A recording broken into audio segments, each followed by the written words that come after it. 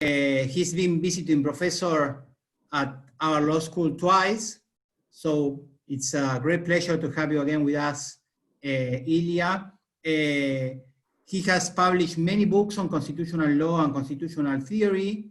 He has been cited by the United States Supreme Court. He's been a visiting professor at the University of Pennsylvania Law School and a visiting professor at Georgetown University Law School. So it is great to have you with us, Ilya. So to the audience, we're a small group today, so what we're gonna do is Ilya will speak to us for about 30 minutes, and then we'll open up for questions.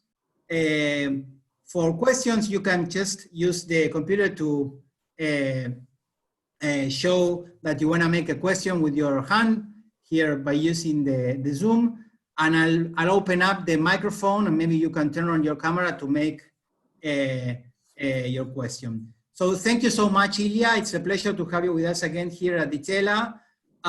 We're honored, and the floor is yours.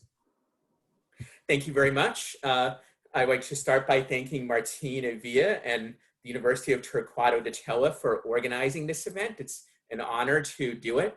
I wish we were all meeting under better circumstances. I know both Argentina and the US and really the whole world is suffering from the coronavirus crisis right now, and I'm very sorry this is going on. I hope sometime soon we can all again see each other in person, but until then, we will make do with Zoom.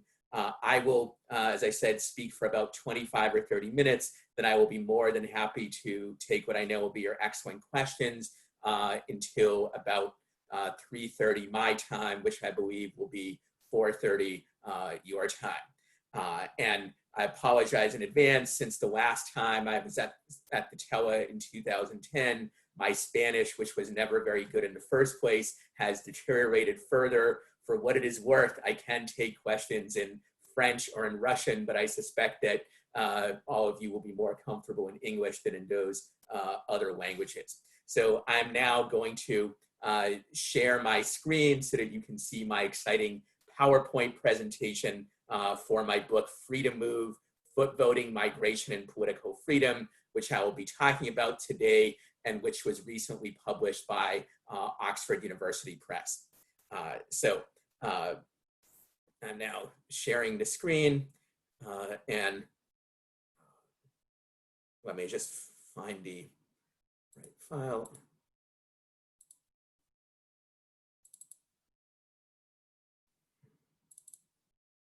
Okay.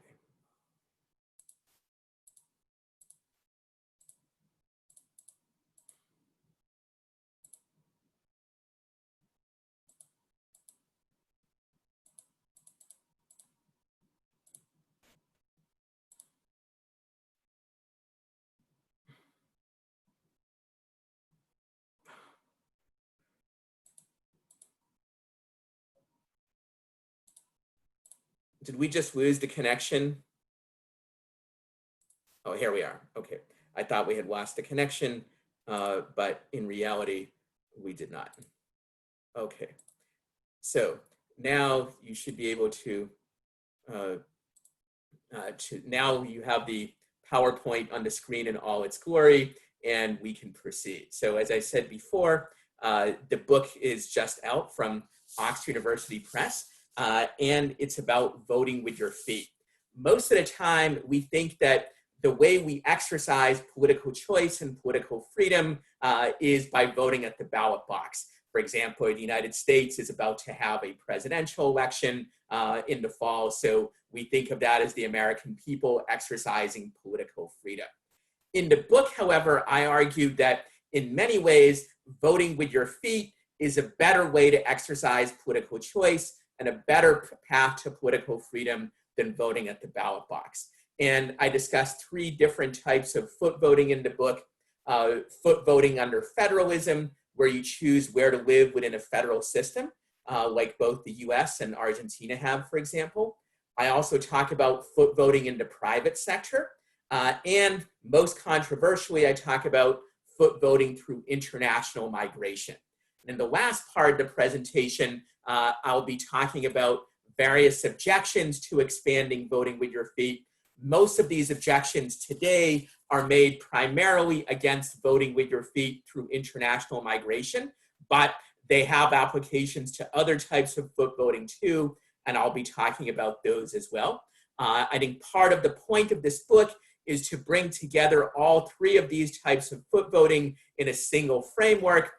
There's large individual literatures on each of them, but to my knowledge, no other book which brings all three together and tries to explain how they can be mutually reinforcing and expand people's political freedom, sometimes in ways that are counterintuitive. First things first, let's see if I can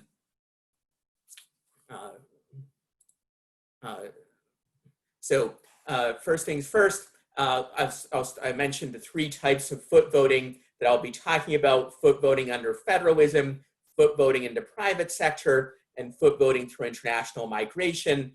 I think each of these is extremely important. Then I'll start by talking about the general advantages that foot voting has over ballot box voting. Voting at the ballot box is extremely important, but it has two significant problems. One is that when you vote at the ballot box, there is very little chance that your vote will actually make a difference to the outcome of an election. In the United States, the chance that your vote will make a difference to the outcome of a presidential election is about 1 in 60 million. It is somewhat higher in Argentina because you have a smaller population, but it's still millions to one. In a local or a regional election, it can be higher also, but again, at the very least, it's many thousands to one. So we would not say that you have, say, meaningful religious freedom if you have only a 1 in 60 million or even a 1 in 1 million chance of being able to determine what religion you're going to practice. Similarly, we would not say you have meaningful freedom of speech if you have only a 1 in 60 million chance of being able to determine what opinions you're allowed to express. And I would suggest in the same way that you do not have meaningful political freedom, or at least you don't have very much, if the odds of your being able to influence the policies that you live under are only 1 in 1 million or 1 in 60 million or any kind of number of that sort. There is also a second general problem with voting at the ballot box, which is the problem that it tends to be ill-informed. This is the subject of a previous book that I wrote called Democracy and Political Ignorance, and also of a large literature by other scholars, including some of you on this call today. So I will only briefly summarize the point that when you vote at the ballot box, precisely because your chances of having a decisive impact are so low, you have strong incentives to be what economists call rationally ignorant. That is to devote very little time and effort to learning about the issues at stake. And public opinion data from both the United States and around the world shows that most voters indeed know very little. They know very little about the issues at stake in elections, about the competing parties, about how different government policies work. They often know very little even about such basic things as how the government is structured. For example, only about 1/3 of Americans can even name the 3 branches of the federal government: the executive branch, the legislative branch, and the judicial branch. And there's similar data from European countries, from Canada, and from elsewhere. The American Medical Association says that you have to, in order to vote, you have to, in order to get treatment for a disease or the like, a doctor has to have your informed consent. That is, the doctor cannot do anything to you until it's shown that you knew what they were going to do and you had some idea of the effects. If you apply this standard to political choice, and political choices, like medical ones, are often literally matters of life and death, it turns out that most of the time, democracy is like having a doctor whose ministrations you know very little about. You have very little ability to tell whether he's actually giving you a cure or whether he's giving you snake oil. and you're not allowed to reject his treatment. He's going to treat you whether you want to or not. So that seems problematic from the standpoint of political freedom. On the other hand, when you vote at the ballot box, or rather when you vote with your feet, both of these issues are much less problematic. When you decide where you're going to live, or when you make a choice in the private sector, or when you decide to migrate from one country to another, that's a decision that has a high chance of making a real difference. So it is a true decisive choice. And precisely for that reason, people have much better incentives to actually acquire relevant information. If you are like most people, you probably spent more time and effort seeking out relevant knowledge the last time you decided what cell phone to buy or what television set to buy than the last time you decided who to vote for president of Argentina or in any other election. That's not because your television set is more important than who governs the country, or that the television set deals with more complicated issues. It's because you knew that when you chose what TV to buy, you knew that that television will actually be in your house. Your choice will make a difference. But when you turn on the television and you have the misfortune to see the president or some other politician on it, the chance that your vote will actually have an impact on who that is extremely small. And therefore, most people take much less time and effort to acquire information about that. So in the book, I also talk about different theories of political freedom developed by a variety of different philosophers and legal scholars. And I explain how these two advantages of foot voting over ballot box voting also translate into important advantages under these theories of political freedom, such as consent theory, negative freedom, positive freedom, non-domination theory, even John Rawls' theory developed in Theory of Justice, and some others. I'm happy to talk about those in questions, but for now, I'll press on to some of these specific types of foot voting that I discuss in the book, and I'll start out with foot voting under federalism, which is the one that's probably most familiar to most people. Both the United States and Argentina and many other countries have federal systems where people can choose between many different regional and local governments. And that gives you an ability to vote with your feet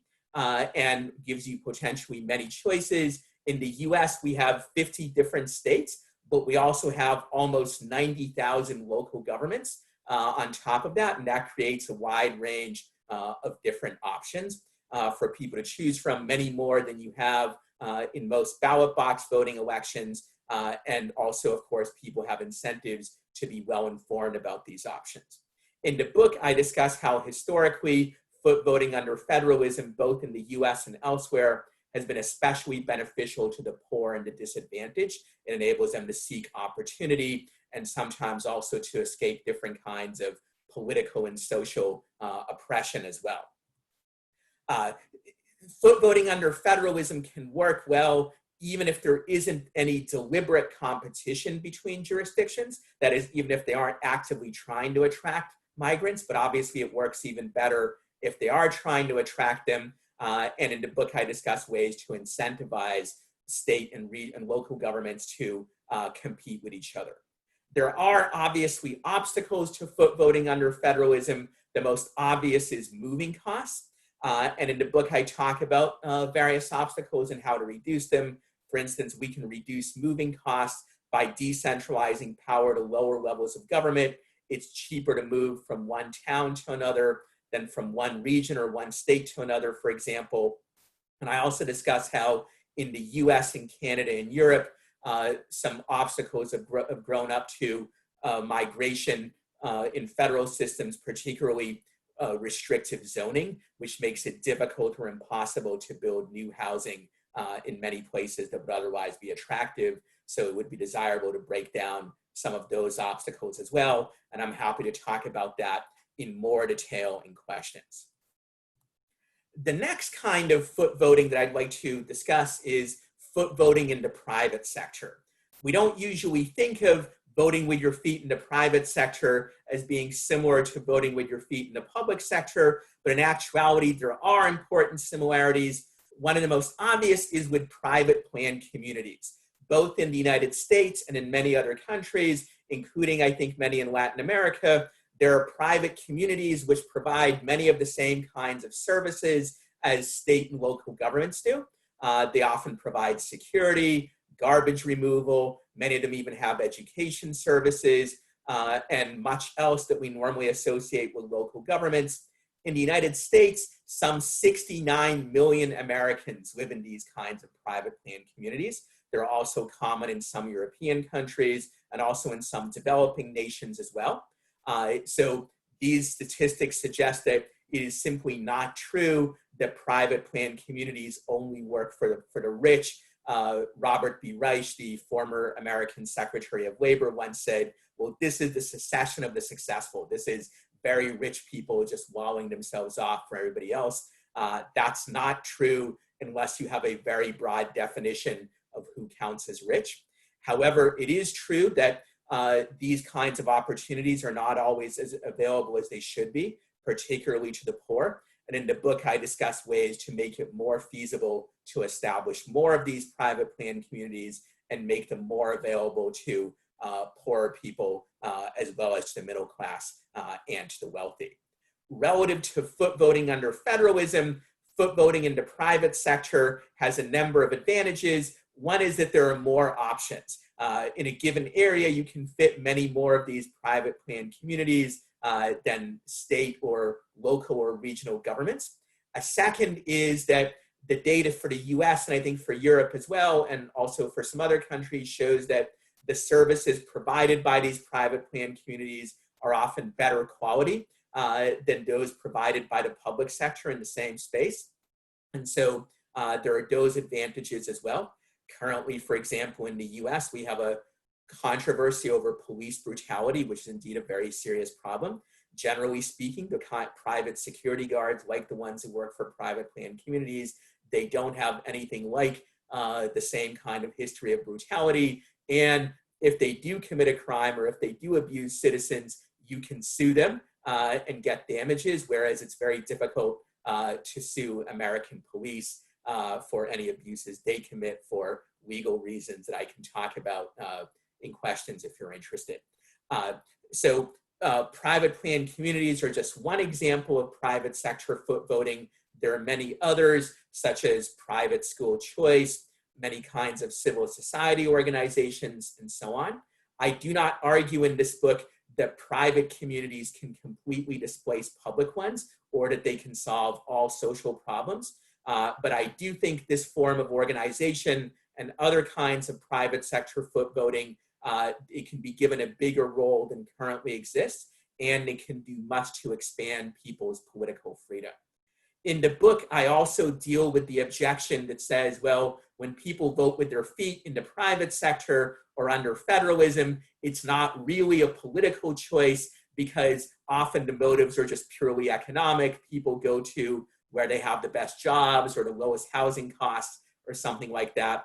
I make several responses to this argument, but the most obvious is that often the economic and the political are closely linked. That the kinds of job opportunities or housing opportunities that exist in a given area often are at least in part the result of the quality of government policies there. If you say that taking economic factors into account is always out of bounds, then you would have to condemn a lot of ballot box voting too, because the biggest factor in the outcome of many elections, most even, is the condition of the economy over the previous few months right before the election. So if economic motivations are somehow improper or they're not sufficiently political, then you end up having to condemn ballot box voting as well. The most controversial type of foot voting that I talk about in the book is foot voting through international migration, which obviously is a matter of major controversy in American politics right now, in Europe, and even in many other parts of the world. But despite the controversy, this is also the type of foot voting where there are the biggest possible gains.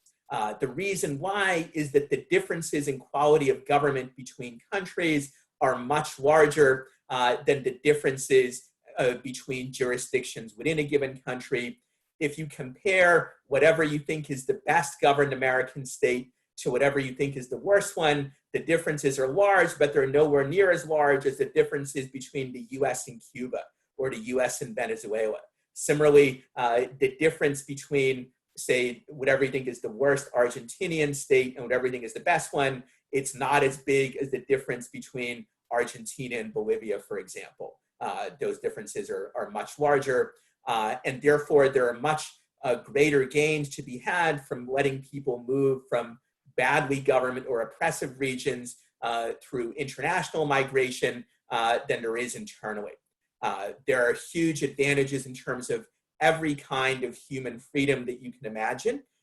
Here are just a couple of examples. These are refugees fleeing Cuba in one picture. Another picture, Syrian refugees admitted to the United States before, sadly, Donald Trump closed down nearly all admission of refugees to the US. In both of these cases, these people have made enormous gains in terms of personal freedom, political freedom, and also in terms of their economic condition as well. And these gains are huge, even though sometimes they're very difficult to quantify. We can quantify the economic gains that can be expected from free international migration. Economists estimate that if there was free migration throughout the world, that is, there were no legal barriers to immigration, then the GDP of the world would double. That is, the world would be about twice as wealthy as it currently is.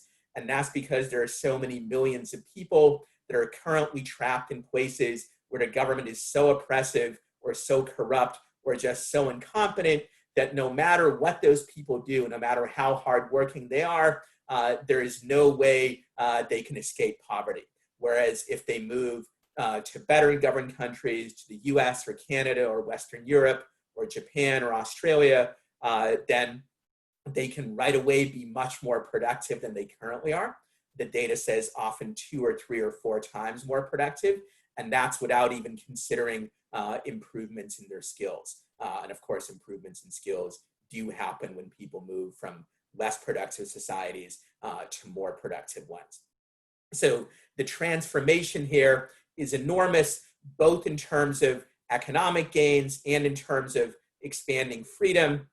And I would note this is particularly true for political freedom, especially when you remember that about 1/3 of the world's population lives under dictatorships. And so for them, foot voting through international migration is pretty much the only form of political choice that might be available to them. They don't even have the very limited political freedom that ballot box voting might otherwise give them. Another 20 or so percent of the world's population lives in societies which Freedom House classifies as partly democratic. And there, they have a little bit more ballot box voting choice than people who live under dictatorships, but it's still extremely circumscribed. Now, despite these enormous gains, there are obviously major objections to voting with your feet, particularly through international migration. And I'm going to go through some of them. I go through them in much greater detail in the book. In the book, I divide these objections into 2 categories. One set says that there is a general right to exclude. That is that the current people who live in a given society, they have the right to exclude others for almost any reason they want. And then a second set of objections says that there might not be a general right to exclude, but there is the right to exclude people to avoid specific types of practical problems, such as overburdening the welfare state or increasing crime or other problems of this type. So I'll start out with the idea of the general right to exclude. And the most common rationale for it is that a given territory belongs to a particular group of people, a particular ethnic or racial group. So up on the screen is the slogan of French nationalists, La France aux Français, France for the French. The idea here is that France belongs to ethnically French people, and if you're not ethnically French, then the French can keep you out if they want to.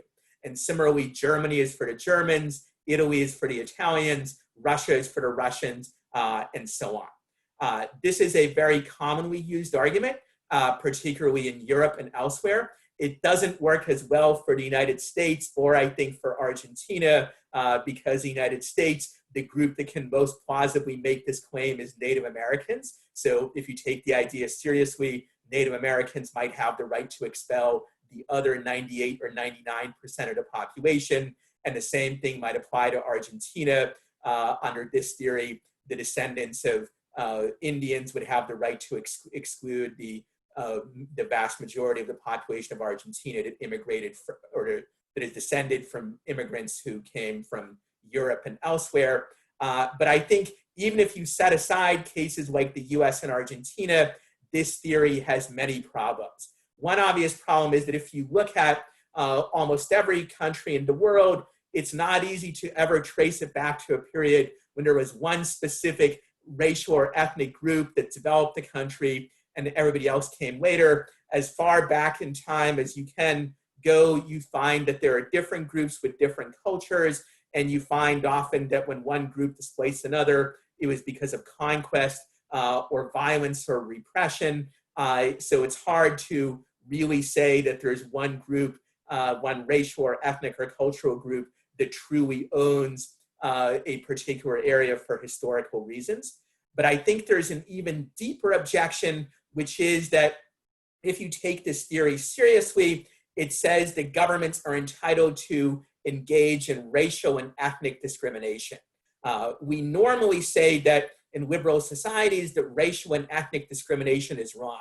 For instance, almost everybody now agrees that it was wrong for the US government or for American state governments to say that blacks should be separated from whites, or for South Africa to have apartheid and the like, because we say it's morally wrong to restrict people's freedom based on their ancestry or based on who their parents are. And similarly, we say that in the Middle Ages, it was wrong to have a system like this where you have the nobles and the serfs, and the people on the left, the nobles, they can live wherever they want, they can move around freely, but the serfs can only move around or move to places where the nobles let them move. And the difference between the two groups is just one of ancestry. The mistake the serfs made is that they chose the wrong parents. So if this is wrong within a country, the same moral objections arise to determining who can move between countries when the criteria depend on essentially who your parents are or who your ancestors are, to like, or in some cases where you were born. Martin Luther King famously said that we should judge people by the content of their character, not by the color of their skin. The race of the person's birth should be a morally irrelevant characteristic. I would say that place of birth is morally irrelevant also, and similarly, it's morally irrelevant whether your parents were French or German or Chinese or something else. All of that is similar in terms of its moral status to race and ethnicity. If we recognize that domestically, then we should recognize that in the area of international migration as well. So another type of objection that is often made to free migration rights is an idea different from race and ethnicity, and that is the idea that a nation can be analogized to a house or a club. So for example, the owner of a private house can say, I don't want to let this person in, and they don't necessarily have to have a good reason for keeping the person out. It's enough for them to say, I just don't want this person here. Similarly, one can form a private club, and the members of the club can say, we do not allow anybody to join except for the people that we like. So for example, I can form a club that's only for fans of American football. And so I reject all the people who are fans of what the rest of the world, including Argentina, calls football, even though the other one sport may be a better sport. It has more fans, but still in my football club, I reject all these people. And for a private club, that's fine. And similarly, the advocates of this argument, which is very commonly made in the United States, but also by some political philosophers, they say that a nation can be analogized to a house or a club. So therefore, there is this general right to exclude based on this analogy. I think this analogy has a number of problems. The biggest and most significant one is that if you take it seriously, it has very dire implications, not just for immigrants, but for natives. Think about the fact that the owner of a private house has the right to control what religions are practiced in the house, or what speeches can be made there, or what opinions can be expressed. I can say in my house, only Islam will be practiced, or only Christianity. I can say only political speech supporting Donald Trump will be acceptable. If you say anything negative about Trump, you can't say it in my house, and so on. So if a national government has the same kinds of rights over its territory as a private homeowner has, or as private club members have, you can of course establish a pro-Trump club, or an anti-Trump club, or a Muslim club, or a Christian club. If these are really analogous, then governments would have the right to suppress religions they don't approve of, to suppress speech they don't approve of, and so on. So I think this is a good reason to reject this analogy, though in the book I also present several other reasons to reject it as well.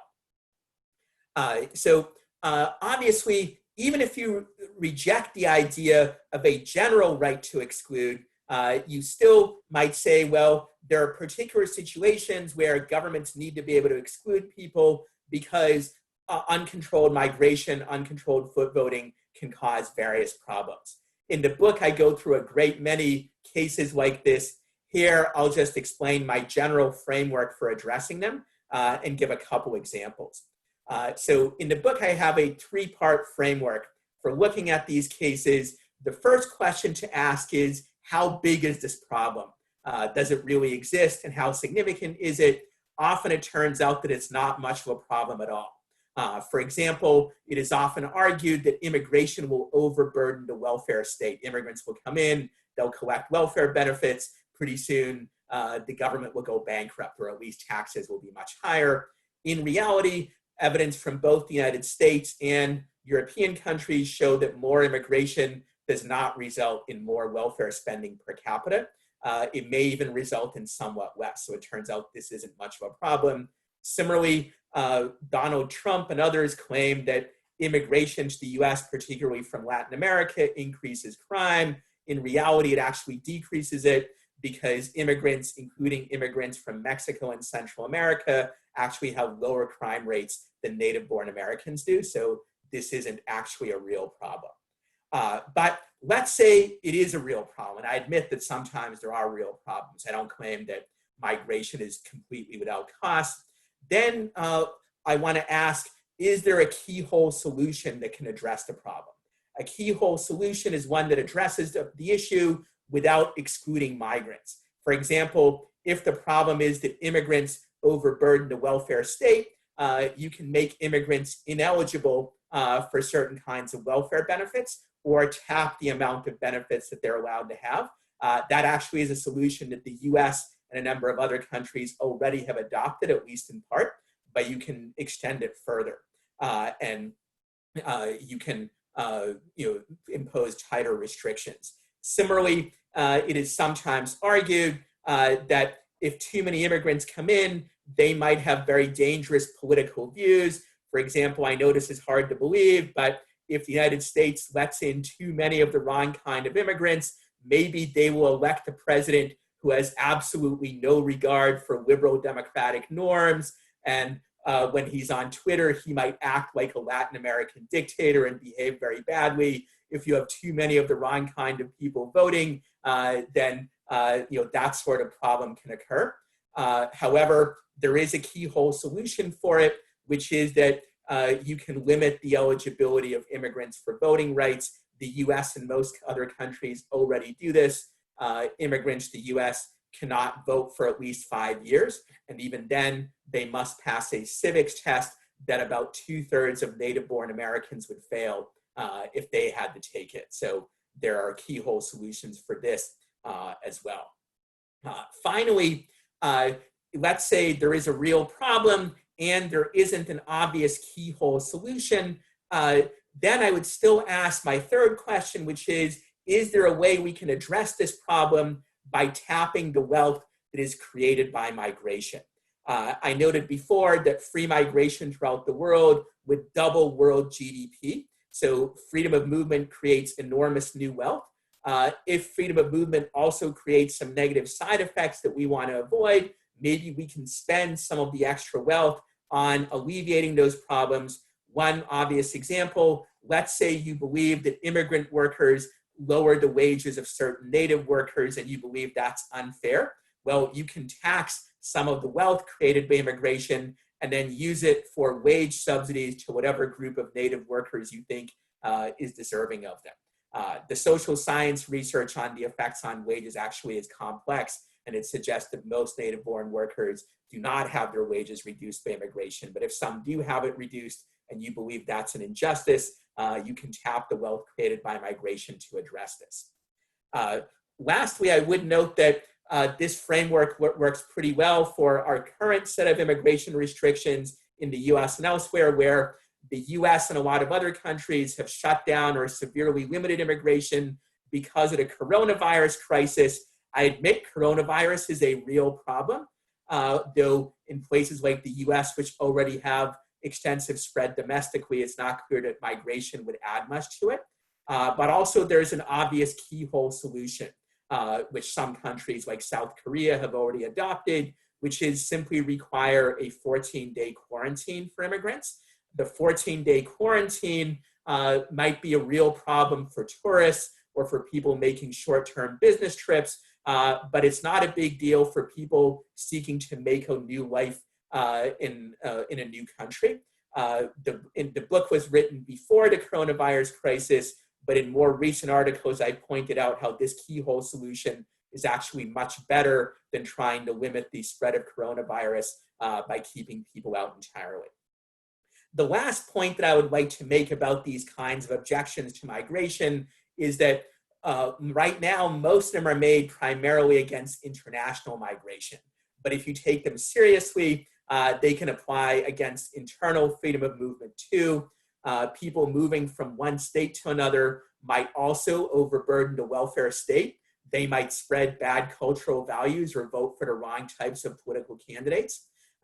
They might spread disease from one state to another. They might increase crime. And if you believe that the United States is a club, or that the United States is like a house, and therefore they have the right to exclude people, why can't Texas be like a club or like a house? If the dominant cultural group of Canada has the right to exclude people, why not the dominant cultural or ethnic group of Quebec, and so on.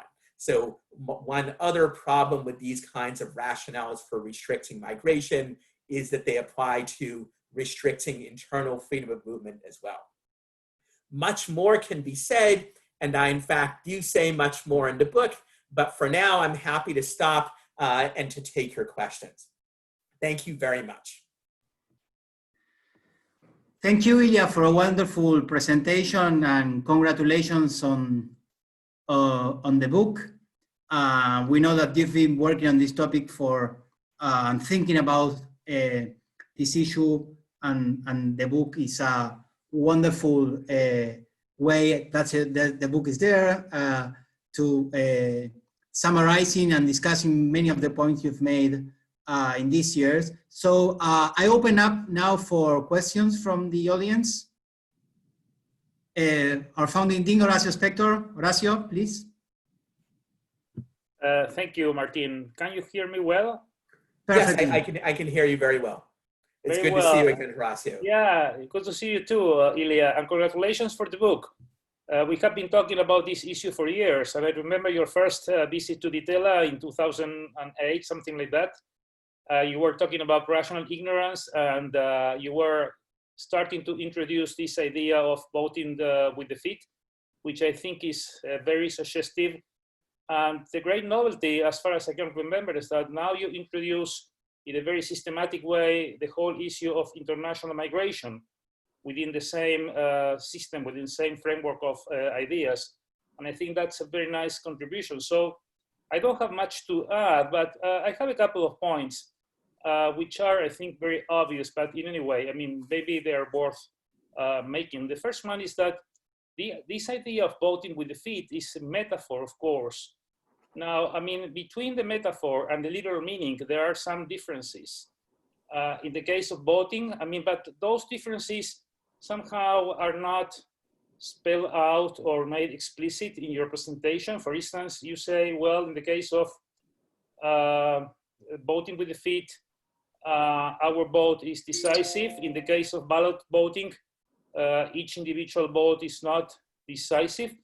But of course, I mean, decisiveness must be made relative to some particular issue. In the case of ballot voting, each individual vote is not decisive for changing the political ruling or the political platform that is being implemented, but it's not also decisive for changing the kind of political association in which each individual is going to live.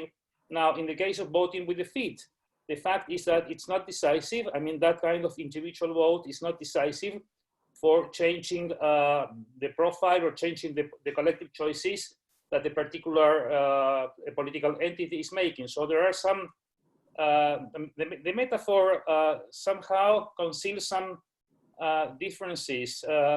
For instance, another one could be the following. In the case of ballot boxing, we usually identified in contemporary democracies ballot boxing with political equality. Now, it's not, if we think that each particular, suppose we say each person that moves from one state to another state, he or she has some role in changing the political system there. But the role is a minor one because, I mean, one individual moving will not make much of a difference. But in some particular cases, some individuals could make a difference. For instance, someone like Eric Schwan, the founder of Zoom, moving from China to the US, that kind of the political power in terms of impact in the political system that is prevailing in the country or state that someone like him is living in could be considerable.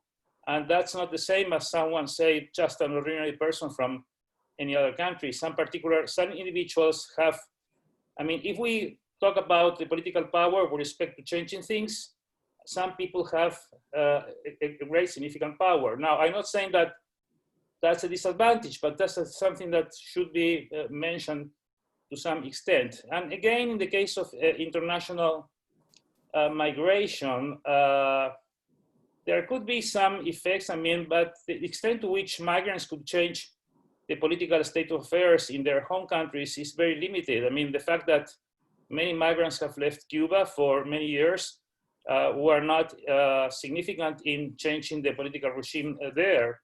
It was significant in changing their own individual lives. In other cases, there might be other effects. But in any case, I mean, setting aside the persuasiveness or, I mean, the association of ideas that comes to mind, what's the cash value of identifying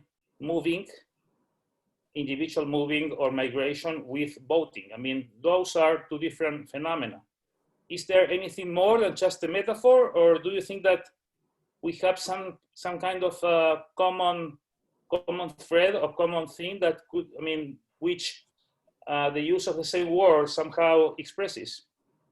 Yeah, so I think there's a lot of interesting points there. Why don't I try to boil them down to two broad categories? And if you think I've missed something, you can certainly point that out. One is, it is more than just a metaphor. It is true that an individual migrant, whether internal or international, will only very rarely change government policies in either country, but that individual can change the set of policies that he or she has to live under.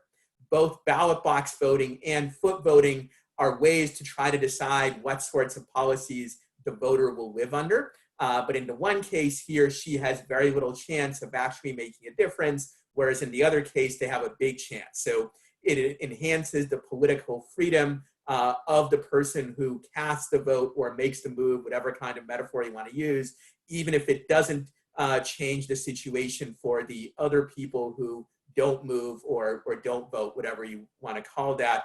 However, in the book, I actually do discuss evidence how when a country has a significant diaspora that lives in more liberal or more advanced societies, that can promote liberalization in the home country through various pathways. One is through remittances that are sent back to families there. Another is through the circulation of ideas. In the book, I cite social science research that this has had an impact in changing things in Central America, for example, and elsewhere. It may not work as well with a totalitarian regime like Cuba, so I don't claim that it works everywhere, but it is a real effect. The second issue raised is the one about equality, that, and really there are several dimensions to that, and I address actually those dimensions in some detail in the book. One dimension might be, as you mentioned, that some movers are likely to have a greater effect on government policy than others. That is, if an influential enough person moves, that could have an impact, whereas when the ordinary person moves, that's unlikely to have a big effect. That's true to some extent, but of course, there is also significant inequality in ballot box systems in that some people can influence the votes of others far more than others can. In the book, I offer reasons for why ballot box voting is actually more unequal in most real world situations than foot voting is.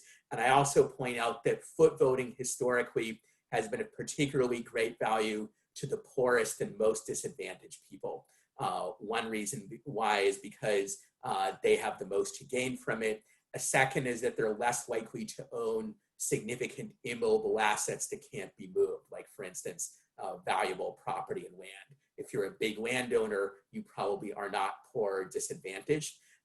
So neither foot voting nor ballot box voting is completely equal, but foot voting actually on the whole offers more to the poorest and most disadvantaged. I would add also that the political ignorance that I mentioned, while it's a problem for voters at all income levels, it's particularly severe for the poor and disadvantaged, which further limits its effectiveness.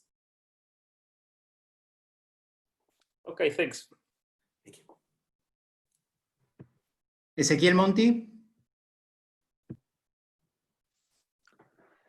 Thank you, Ilya, for a wonderful presentation. Nice to meet you. I have a few questions. One was related to the appropriateness of the metaphor, and I think you have said something about that. So I will ask the other one, and if I have time later, I might press you a little bit more on the metaphor. So I'm all for free international migration, as you, but I don't think your arguments against those who believe in a general right to exclude were convincing.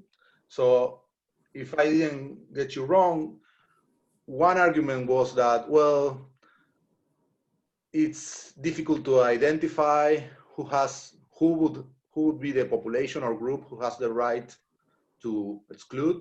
It seems that in America, it would be the Native Americans, and in Europe, who knows who was the first to set their foot on the territory, and a lot of conclusions come out from that. But that assumes that the way you acquire the right to exclude someone from a certain territory is a kind of first come, first served basis.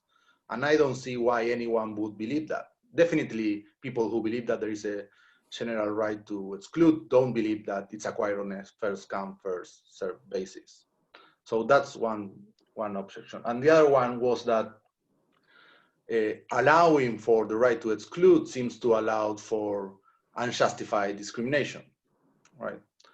So it's distinguishing between nationals and non-nationals. It's a kind of wrongful discrimination. But again, I don't see the point. If the nationals do have a right to live in the territory, then of course you cannot use your right to exclude them, right? But then if the problem is the discriminations you make amongst non-nationals, then those need not be irrational or wrongful, right? You can discriminate between people who will make your country better and those who won't, and those need not be unfair or otherwise discriminatory grounds. So those. Yeah. So I think it's a good question. I think in some respects misstated my point, but the point here, the fault here actually is really mine, in that I may not have stated the points as clearly as I should have. So let me try to be clear. On the issue of a historical right, I was using that to address a specific kind of argument, which is very commonly made, which is that a particular racial or ethnic or cultural group has the right to own a territory. There might be other kinds of right to exclude that are justified on other grounds, and I go through some of those others in the book, but a very common one is that a territory is owned by a particular racial or ethnic group or a cultural group, and the argument that is usually made is in fact some historical right, some historical argument based on that group's historical relationship to the territory, that they are the true owners, so to speak. And my point that I made in the presentation at somewhat greater length in the book was meant to respond to that. You can imagine arguments for a particular ethnic or racial or cultural group that are not based on acquiring the territory first, but are based on something else, like a right of conquest or something like that. Those kind of arguments have been made historically, but obviously they're not very popular today because the idea of justified conquest is not very popular. So on the issue of discrimination, I think it's not just a matter, that problem can't be overcome simply by claiming the people who are currently there have the right to live there. You also have to explain why they can exclude others and why the people they have a right to exclude on that basis are those who happen to have the wrong parents or were born in the wrong place. So you could potentially say, in this area, the only people who are allowed to live here are those who are, as you put it, the ones who make some kind of contribution to society. But then you would end up with the argument, well, why can't we expel the native-born who are severely handicapped and therefore, on this theory, don't make a net contribution to society, or for some other reason don't make a contribution. In reality, the argument takes the form of, if you're native-born, no matter how little contribution you make, you can't be expelled. On the other hand, if you're born somewhere else, or if you have the wrong parents or something like that, then we can judge you based on your contributions or judge you based on other reasons. And that discrimination based on place of birth or based on parentage needs to be justified. And as I point out in my presentation, we generally reject that kind of discrimination, at least when the government does it domestically. And so it should be rejected internationally as well. A theory which says that it's not a matter of who your parents are, where you're born, that says it really is the case, we only let these people stay here or come here if they make certain kinds of contributions or have certain kinds of other characteristics. That would be a different kind of theory, but those sorts of theories are not very popular among political philosophers or anybody else, because they would imply the right to expel large numbers of native-born people. So to round out the analogy, for instance, one argument that was sometimes used to justify racial segregation was saying that, well, some racial groups, like Black Americans, for example, they may have lower skills or make less of a contribution to society than other groups do.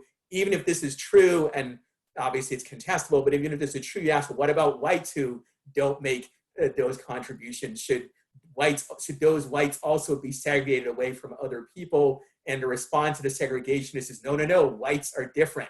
Whites can't be subjected to this. So you still end up with racial discrimination here. And similarly, in the standard model of excluding people, you end up with discrimination based on parentage and place of birth, which on my argument has much the same moral status as racial and ethnic discrimination does, particularly when it's used in conjunction with a theory that is itself based on race or ethnicity, as most traditional claims to territory by a particular ethnic or cultural group are based in that way. You may want to quickly follow up, or go ahead, if that's okay. Please. Okay, so you're assuming that the prohibition to expel those who already live in the state is based on birthplace, but that need not be the case, right? So in actual government policy, it almost always is. So the idea is you are prohibited from expelling anyone who lives under your state, whatever their nationality, whatever their birthplace, and so on, right? But you have the right to exclude some people. So I don't see how that can be necessarily discriminatory. But so the way actual citizenship systems work in almost all countries, Argentina may be partly an exception. It has a very liberal immigration policy, and the most liberal in the world. But in general, the way these exclusionary systems work is that people who are either the children of citizens or they're born within the country in some cases, they have a right to stay. On the other hand, all other people are not given the right to stay unless the government makes a discretionary grant of that right. So to extend the analogy to racial segregation, you could have a slightly modified system. South Africa actually had a system like this where whites could live almost anywhere they wanted in South Africa. But blacks and some other groups, in many places, they could only live there if the government gave them special permission, a special pass. And so the government said, well, this particular black person, he's making such a valuable contribution that he can live in this area that's generally set aside for whites. But on the other hand, these contribution-based standards were not imposed on whites. So similarly, both the existing citizenship systems of almost all countries say that if you have the right parents or you were born in the right place or some combination of the two, you have the right to live there automatically. On the other hand, if you were not born to the right parents or not in the right place, you might be given the right to live there if we feel like it. But there's a presumption that you don't have the right to live there, just like under apartheid, there's a presumption that there are large areas of South Africa where blacks were not allowed to live, but particular individuals could be given exemptions under that. You can imagine systems of exclusion which work differently from that, which are based on some other characteristic like capabilities or contributions or the like. Those kind of systems have, the characteristics I mentioned earlier that they would justify excluding large numbers of natives.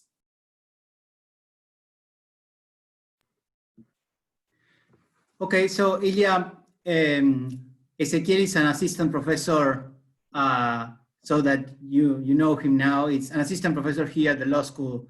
I have a question regarding the difference between your argument and something you mentioned in the introduction to the book, which is Albert Hirschman's distinction between exit and voice. So in the introduction, there's a short paragraph where you say my argument is different from Hirschman's argument, which does not account for some of the things that my argument accounts. So can you say more about that, and in what sense your argument in the book is different from Hirschman's famous distinction between exit and voice? Yeah, sure. This year is the 50th anniversary of Albert Hirschman's famous book, Exit, Voice, and Loyalty. I'm actually participating in an online symposium about the book sponsored by the Cato Institute. My piece in that symposium should be out either sometime in the next couple of days for those of you who are interested. There are a couple of distinctions between my views and Hirschman's. One is that Hirschman did not really look systematically at theories of political freedom and only briefly discusses international migration in his book. Another is that the distinction between exit and voice doesn't perfectly map on to the distinction that I emphasize between making a decisive choice and one that has very little chance of being decisive. My distinction between foot voting and ballot box voting is that foot voting is the ability to make a decisive choice, whereas ballot box voting is one where your vote is just one of many thousands or many millions. On the other hand, Hirschman's distinction is, in his view, voice is the ability, or at least the attempt to make change within an existing organization, whereas exit is leaving the organization. And there are certainly cases where you can exercise voice, but not through ballot box voting. In that, Martine, for example, is the dean of your particular law faculty. You have, I would guess, disproportionate voice in the running of the this existing organization, and so and you may, and many of your choices will actually be decisive, I would assume, to some extent at least.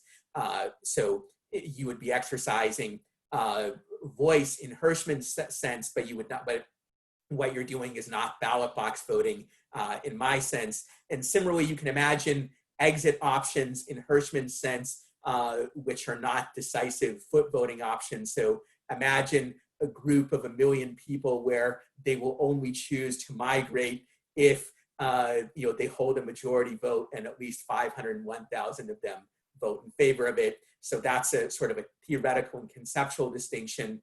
But I think the more important distinction is that I simply address a whole range of issues related to political freedom and different types of foot voting that Hirschman does not address. And I'm not criticizing him, he had a different project. Finally, Hirschman had a famous argument in his book, which contends that exit may actually be bad because it undermines voice, in that he said, for instance, we might not want to have school choice or school vouchers because then the parents who are the most motivated would take their kids out of poorly performing schools and go to better ones, but then the other kids will be left in the worst performing schools. And that's an example of how if you have good exit rights, then that makes voice less effective because the people who will use voice the best will leave. In the book, I criticize that argument on various grounds and explain why I think it's not, in most cases at least, not a good reason for restricting foot voting. So there are these distinctions between myself and Hirschman, both in terms of both conceptually and in terms of the types of issues we address.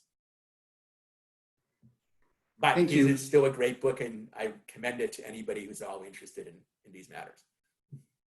Thanks. I have a further question, but if anyone wants to jump in with another question,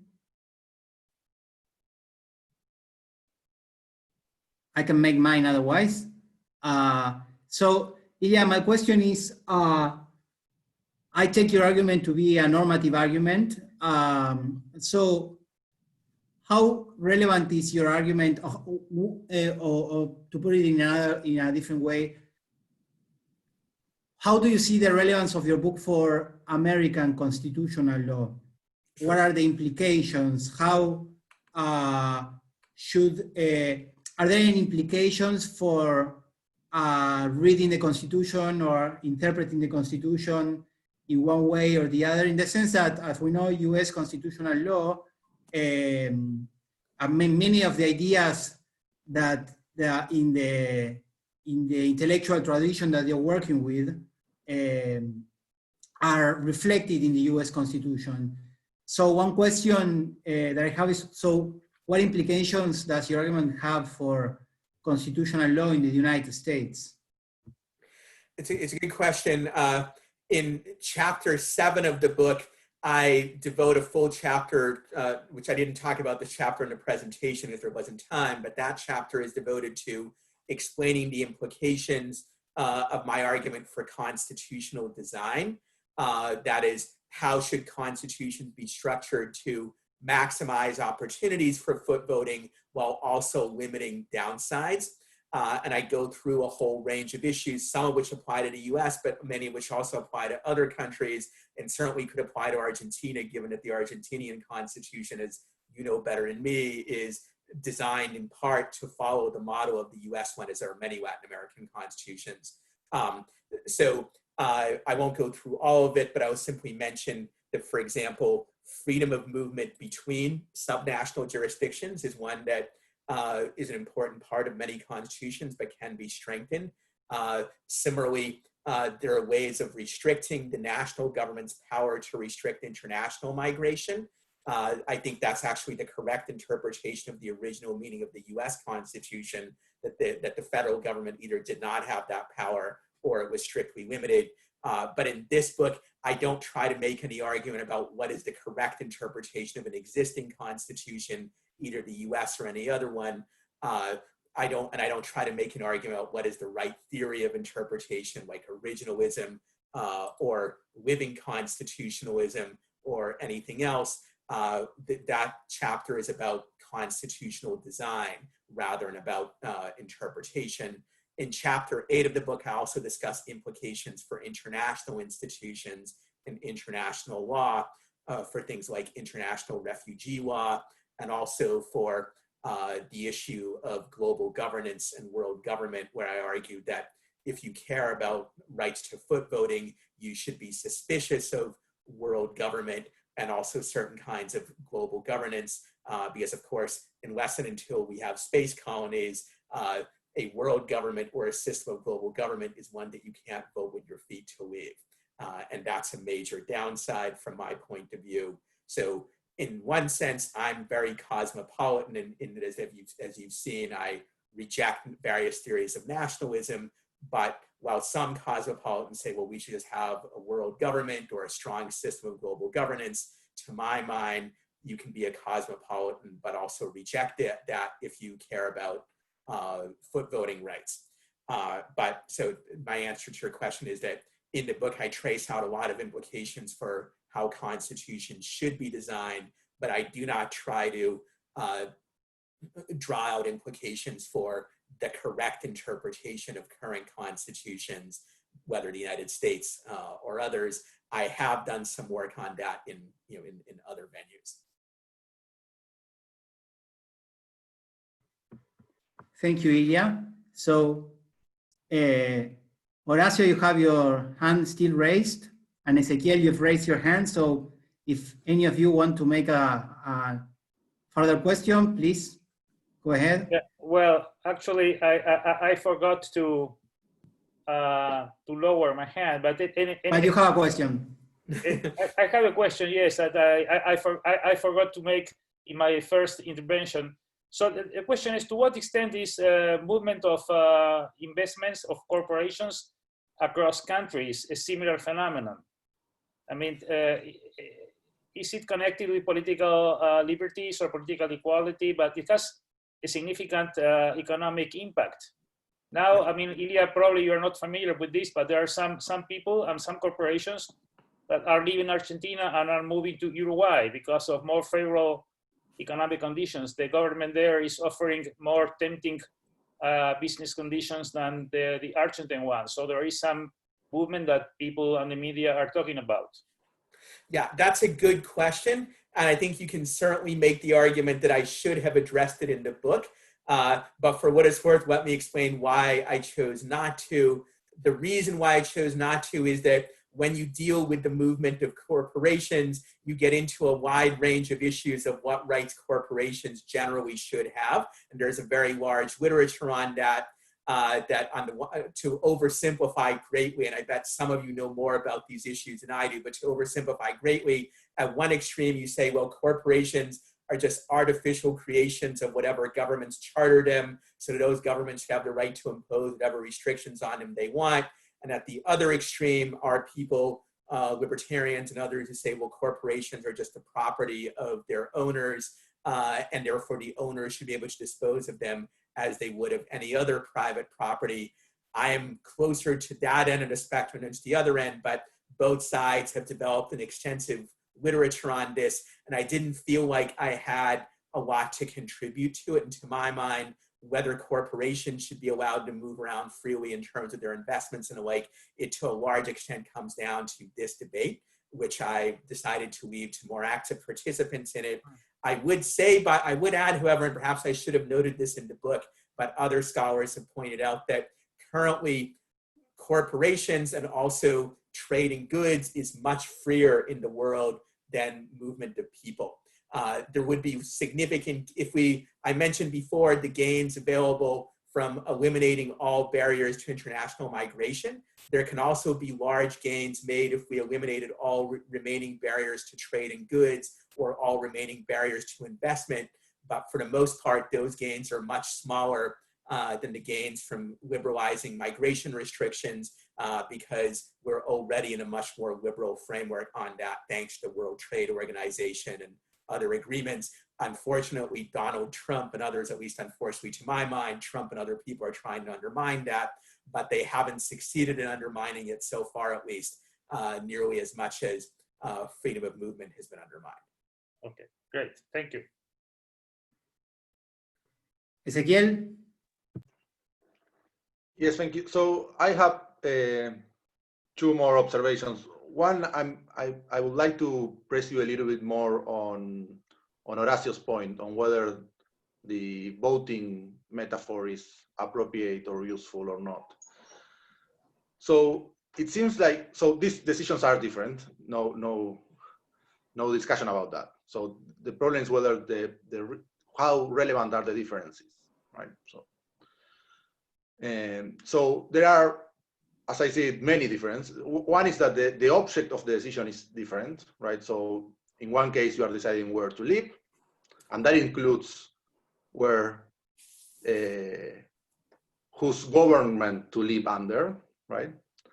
In the other case, you are deciding what the government of a particular state is going to be, right? And of course, this is not like these two are completely unrelated, right? So if people having the freedom to decide where they live might causally affect which governments rule certain countries, right? As you suggested. But ballot voting is very different because the relationship between the decision and who gets to legitimately govern a certain country is not a causal relationship, but rather a constitutive one, right? So that's one point. So there are also other differences. It's not only that the object of the decision is a different one, the reasons to make those decisions are also completely different, right? So in one case, so it might be that all things considered, it's good for me to move to a country whose government I despise, and it might be the other way around as well, right? That all things considered, I have, okay, so you got it. And the first point, I think it's the most important one, is that these freedoms are valuable for very different reasons, right? You suggest that these are two forms of political freedom, or maybe I think that in saying that you are suggesting that they are valuable for the same reasons, more or less. They give you more choice regarding which government you are going to live under or something like that. But this seems a little bit suspicious to me. So I think there is a pretty big difference between political freedom, which is you get a chance to influence whatever government you happen to live by, and freedom to move, which is you get more freedom in deciding whose government you are going to live by. And these are two different kinds of freedoms and valuable for very different reasons, right? So suppose you live under a dictatorship that has free movement and even is willing to pay you for if you want to migrate to a more democratic country. I wouldn't say you are politically free. Of course you're not, because you don't have the chance to determine the policies of the government which happens to rule you, right? And I think that that's valuable for distinctive reasons rather than merely getting to choose which government you're going to live by. But that's why I feel a little bit uncomfortable with the metaphor, and I think something along the same lines might underlie Horacio's first question. So yeah, so I think it's an important question. The fundamental similarity on which the book is based is that both of these are mechanisms for choosing what sorts of government policies the individual casting the vote, so to speak, is going to live under. And I think that is that fundamental similarity. Now, it's true when you choose where to live, you might have other kinds of motivations. I mentioned some in the book, you might like the weather better, There might be economic opportunities that are totally unrelated to government policy and so on. Of course, the same can be said for ballot box voting. Sometimes people vote for a candidate not because they like that person's policies, but because of how they feel about their personality. Donald Trump is an example of a candidate that people often vote for against, at least in significant part, based on his personality. Similarly, there's lots of social science data which suggests that often people cast votes based on a sense of identity, that, you know, I'm a Jew, the Jews are supposed to, or at least there's a sense that Jews are supposed to vote for a particular party, and if you don't vote for that party, you're not a good Jew, or something of that sort, or blacks are affiliated with a particular party, and so on. So if the presence of other possible motives invalidates this as a mechanism of political freedom, it also invalidates ballot box voting, just as I mentioned earlier, that if the presence of economic motives means that it's not really political choice, then ballot box voting is not political choice either. I'm not sure if you were hinting at this, but some people say, well, ballot box voting is motivated by a sense of the public interest or by governing a particular nation, whereas foot voting is more self-interested. In the book, I discussed this possibility. Often ballot box voting might be self-interested. There's nothing to prevent that from happening. Similarly, foot voting might be altruistic. You might want to move to whichever place you think you could do the most to make the world a better place and the like. So these are not necessary attributes of this as well. The example you give of what about a dictatorship that lets you leave freely? Do you have meaningful political freedom? It's an interesting example, but I would say a couple things about it. One is you may well have more than you have in a democracy which doesn't allow you to leave. Secondly, if you believe that meaningful political freedom arises from a 1 in a million chance of being able to determine the outcome of an election, an example that I give in the book is, let's say there's a dictator, but every year the dictator holds a lottery. And he picks the name of one citizen out of a hat, and that citizen will then be able to influence policy in some significant way for the next 3 or 4 years, or however many years you think is appropriate. In that situation, each citizen has a small chance of influencing the dictator's policy choices, but you wouldn't say that that person has meaningful political freedom, but the amount of leverage that a voter in a democracy has is actually about the same. Now, there might be other reasons why democracy as it currently exists is preferable to the dictator who pulls names out of a hat. I'm not saying that would actually be a good system of government, but in terms of the amount of political freedom you have, the two are suspiciously similar. So I think, therefore, that these kinds of examples, I think it's worth contemplating them, but they can be turned different ways. Okay, so we should finish by now. And Ilya, thanks again for accepting our invitation to present your book at our Law, Economics and Regulation workshop. It is a pleasure to see you and to have you again with us. And congratulations on your new book, and we'll keep in touch. Thanks again. Thank you very much for having me. It's an honor, and I hope to see all of you in person when the chance arises, and hopefully this horrible crisis we're in is over. Thank you very much. Bye-bye. Thanks Bye. everyone for participating. Thank you to the audience.